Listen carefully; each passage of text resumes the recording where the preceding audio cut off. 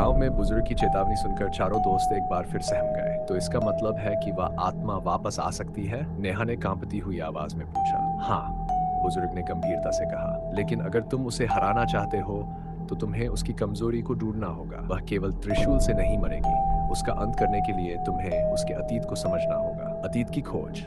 चारों ने तय किया कि वे आत्मा के पीछे छिपे रहस्य को जानने के लिए जंगल के पास के अन्य गांवों से जानकारी इकट्ठा करेंगे। अगर हमें उसकी कहानी समझ में आ गई तो शायद हम उसे हमेशा के लिए खत्म कर सकें, रोहित ने कहा। अगले दिन वे पास के एक गांव पहुंचे। वहां उन्होंने एक पुराने पंडित से मुलाकात की, जिन्होंने उन्हें बताया कि वह महिला पहले एक साधारण ग्रामीण थी। वह बहुत दयालु और खूबसूरत थी, पंडित ने बताया। लेकिन गांव के लालची जमींदार ने उसकी जमीन छीन ली और उसे बदनाम कर दिया।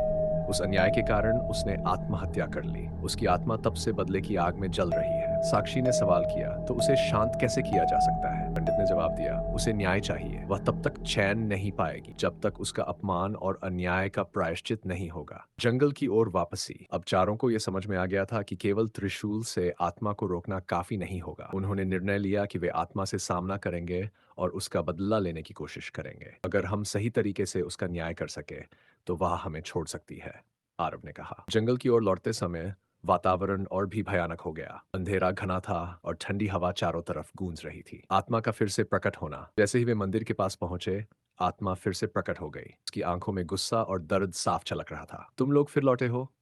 उसने गुस्से से चिल्लाते हुए कहा। हम तुम्हें न्याय दिलाने आए हैं, रोहित ने हिम्मत जुटाकर कहा। आत्मा चुप हो गई, लेकिन उसकी आंखों में संदेह था। तुम लोग क्या जानते हो मेरे बारे में? उसने कड़क आवाज में पूछा। न्याय का प्रयास।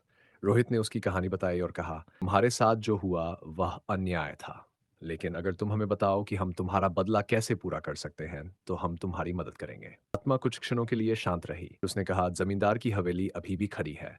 वहां मेरा सच छुपा है। अगर तुम मेरे सच को सबके सामने लाओगे तो मैं मुक्त हो जाऊंगी। हवेली की ओर सफर। चारों ने तय किया कि वे अब हवेली की ओर जाएंगे। लेकिन क्या हवेली में उनका सामना किसी और खतरे से होगा?